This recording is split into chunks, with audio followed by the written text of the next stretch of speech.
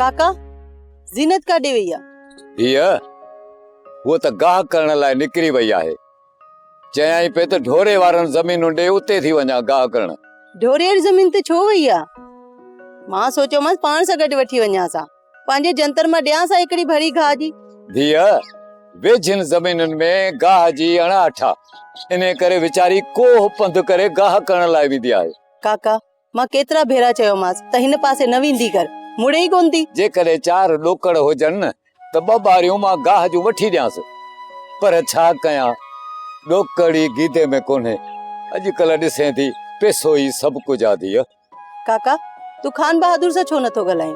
सखी माण्हू आहे, चई ॾिसीस, थी सघे का बनी ॾे गाह लाइ तव्हांखे। हा चवंदोमांसि धीअ, वॾनि माण्हुनि जा पंहिंजा ख़्याल आहिनि, जेकॾहिं मोटायई त पोइ मुंहिंजे मुंहं में छा रहंदो।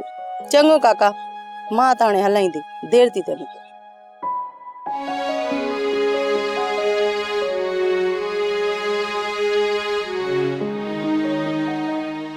सच चवंदा आहिनि, हिते दवा लाइ पैसो न पाई, हुते टिजोड़ी भरी पई आहे। मुकाम में बि अमीर पधरो, क़बर ते बिल्डिंग ठही पई आहे।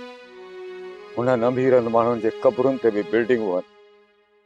असां हे मिस्कीन, हे अहिड़ो दौर अल्लाह अलाए कीअं था गुज़ारे। रब भलाई कंदो।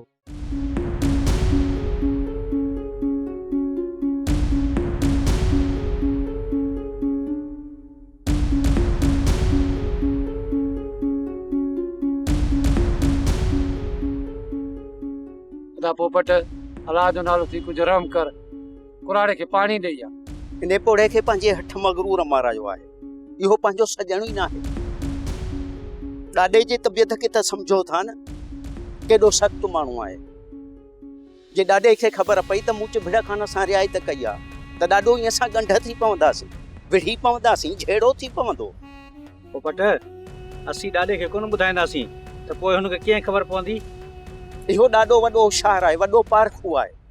इहो माण्हूअ जो मुंहुं ॾिसी सम्झी वेंदो आहे त बुख ते आहे या ढव ते आहे। अड़े पीए जेॾो थी, अलाह जो खौफ कर।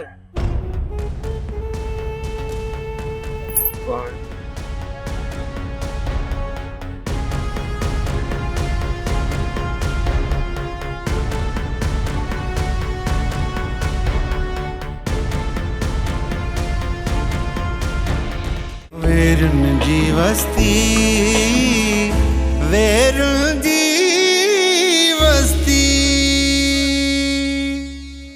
सब्सक्राइब कयो असांजो ऑफिशियल YouTube चैनल सिन टीवी HD ड्रामा ऐं वधीक अपडेट लाइ बेल आइकन खे क्लिक करियो।